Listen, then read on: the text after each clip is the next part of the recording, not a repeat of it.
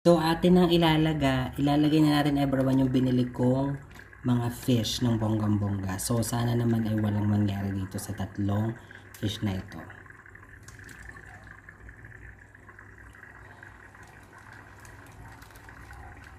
Yan.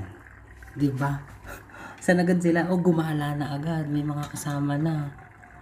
Yan yan ang isa, oh. Diba? Gumala na agad dun everyone ng bonggang-bongga. Yun. Gumala na agad. Yan yung green. Si Violet. Si Pinky, si Violet, at saka si Greenie. So yun, ang mga pangalan niya. Pinangalanan ko na by its color.